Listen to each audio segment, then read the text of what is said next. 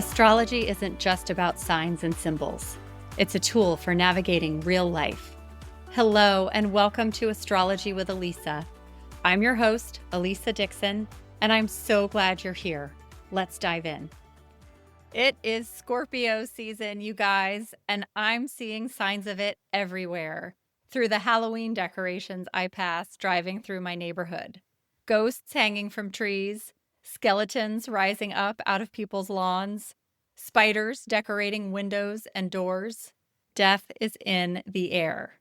In fact, it's celebrated this time of year through Halloween and through worldwide traditions that remember and celebrate the spirits of those who have passed. There's a reason these traditions all fall around this time, during Scorpio season. It's a time when we collectively become a little more comfortable and even fascinated with all things mysterious, murky, and non-living. Even the icky, creepy, crawly bugs get celebrated this time of year. That's Scorpio, getting comfortable in what's normally uncomfortable, finding beauty in what others might fear. And right on cue, there's another layer to this. The veil feels thinner. You can sense it, right? The way the air feels charged, the way the lights flicker, the way dreams seem to carry a little more meaning lately. Every year, when the sun moves into Scorpio, we're invited to go deeper into mystery, into transformation, into the unseen. And this year, there's something extra magical in the mix. Because Neptune, the planet that rules dreams, intuition, imagination, and spirit, has quietly drifted back into Pisces, its home sign. When Neptune moves through Pisces, our intuition sharpens. The line between this world and the next becomes softer, more fluid. And when Scorpio and Pisces energy meet, it's like two rivers merging. A perfect current for intuitive connection. So, over the next few weeks, pay attention. Messages are easier to receive right now. A few nights ago, within hours of the sun entering Scorpio, I had one of those moments. It was the middle of the night, and my daughter came into my bed saying she couldn't sleep. She told me she was seeing faces. Now, most people might brush that off. Say it was shadows or a dream. But I had just checked the transits before going to bed.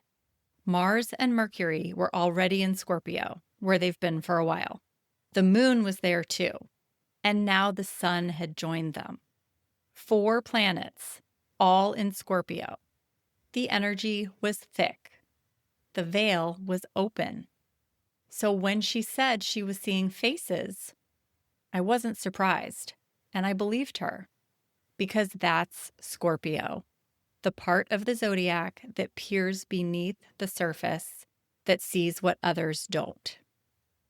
This season always makes me think of my grandmother. She visits me often through flickering lights that follow me around the house, through I Love Lucy, our favorite show we used to watch together. Sometimes I even get to see her in my dreams. One of the most vivid dreams I had recently, I was on a video call, and hers was the face in the video, but she wasn't saying anything. And suddenly I realized she was really there. It wasn't a call. She was showing me her face. That's Neptune in Pisces energy, bridging 2 worlds through dreams and symbols and emotion. And sometimes Neptune's magic shows up in real life, too. The summer before last, I was traveling, and I happened to be right on my Neptune line. If you're not familiar with astrocartography, it's a way of mapping your birth chart onto the Earth, showing where each planet's energy is strongest for you. If you travel to a place where your Neptune line runs, your intuition, imagination, and spiritual sensitivity are often heightened. While I was there, we stopped at this old-fashioned diner. You know, the kind with the country store attached, with vintage dolls, old TVs, all kinds of trinkets from decades ago. I was browsing the shelves when one of the TVs suddenly turned on and started playing I Love Lucy. In that moment, I knew it was my grandmother. I felt her. I smiled, and I watched TV for a little while with her. It was magic. Later, I looked at a photo I took in that same spot, and the TV was off, but I had seen it on. And that's Neptune, blurring the line between physical and spiritual. Months later, a medium I work with validated the whole thing. She said my grandmother mentioned that diner and that she had a hand in me starting this podcast. At first, I didn't understand what she meant, but then she said something that gave me chills. She asked if there had been some kind of phone call connected to me starting my podcast. I paused because I couldn't think of one right away. But a few minutes later, it hit me. On that same trip, within 24 hours of that diner experience, I had listened to an episode of the Old Soul, New Soul astrology podcast, where Thomas Miller was promoting an upcoming astrology speed read session. I marked my calendar right away for the registration day because I knew I wanted to attend, and I had this strong feeling it would fill up fast. And it did. But I got in, and at the end of that speed read, Thomas invited me to guest on the Fun Astrology podcast. A few days later, he and I had a phone call to talk through the logistics of how that guest spot would work. And that's when I realized that was the phone call my grandmother was talking about. She wasn't just watching over me and visiting from time to time. She was helping make things happen in my life. Because that experience with Thomas gave me the confidence to step out on my own sooner than I ever would have done otherwise. She knew exactly what she was doing, nudging things into place so I would finally take that leap. And the astrology behind it all makes perfect sense too. In my birth chart, Neptune sits in my 12th house, the house it naturally rules. We call that accidental dignity. That's when a planet lands in the house it naturally governs in the natural zodiac wheel. Since Pisces rules the 12th house, having Neptune there in the 12th house of my birth chart gives it a little extra strength, almost like the volume's turned up. So while anyone can have intuitive or spiritual experiences, some charts are simply a bit more tuned into them. And mine happens to be one of those. That day in the diner, I was literally on my Neptune line geographically, in a location where my Neptune energy is amplified through astrocartography. So I had Neptune a little louder in my chart natally, Neptune beneath my feet on location, and Neptune transiting in Pisces, its home sign, all working together in that moment. Now, Neptune has been traveling through Pisces since 2011, and it spends about 14 years in each sign. So it's a generational influence, much like Pluto in that sense, which we talked about last week. Neptune dipped into Aries earlier this year on March 30th, 2025, but it's retrograded back into Pisces for one final visit. And this is the last time in our lifetimes that Neptune will be in Pisces. So, if you're open to deepening your intuition, to building a bridge between worlds, this is a beautiful window to do it. And if you're not into it, don't worry, nothing is going to be forced on you. But if you are curious, between now and the end of January, the energy is wide open. So be still, be curious, and just notice what shows up, especially through your dreams. It's funny, just a few days ago, my stepdaughter Kayleen stopped by. She's a Pisces sun, and she's finishing up her Saturn return, through which she's launched her own nonprofit and has been figuring out balance and boundaries. All themes for a person with a sun and Saturn in Pisces.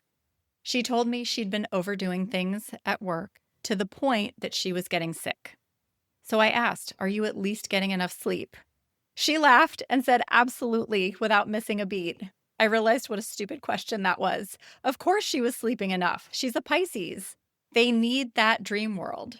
And it made me smile because with my Capricorn moon and rising, I'll sacrifice sleep or fun or food or anything to get things done. But not Kayleen. She honors that Neptune need for rest. That's the lesson of Pisces, that slowing down is productive because in that stillness, we reconnect with our spirit. So as Neptune moves through these final degrees of Pisces, you might notice your own intuition awakening. Dreams might feel more vivid. Synchronicities might happen more often. You might feel a presence or a nudge or a message coming in.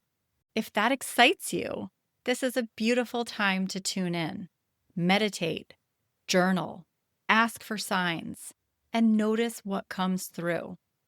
And if that feels a little too intense, that's okay too. You can set boundaries in spirit just like in real life. If you ever sense energy that feels uncomfortable, you can simply say, "Thank you for visiting, but please leave me be." And they will. That's something I tell my daughter too, especially the other night when she saw faces in the night.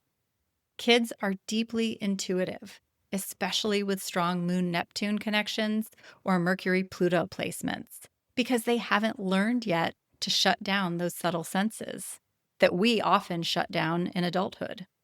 So wherever you are in your own journey, stay open to connection, but also grounded. Neptune in Pisces and the Sun in Scorpio together remind us that energy never disappears. It only changes form. We can stay connected to our loved ones, to our higher self, to the unseen through love, awareness, and intention. So pay attention over these next few weeks. Notice the dreams, the flickers, the messages that find you, because right now, as Neptune whispers from Pisces and the sun shines through Scorpio's depths, the veil really is thinner, and all you have to do is listen. Thank you so much for listening. If you'd like to explore your own Neptune story, you can visit my website and book a reading. And above all else, I truly love hearing from you. When you comment on my posts or send me a quick message, it genuinely makes my day. Did you know there's an easy way to text me straight from the podcast? Just tap "Send me a text message" in the show notes. It goes right to me. I had so much fun answering a listener question last week, and I'd love to do more of that. So don't be shy. Send me your questions. Thanks again for tuning in. Take care, and I'll see you next time.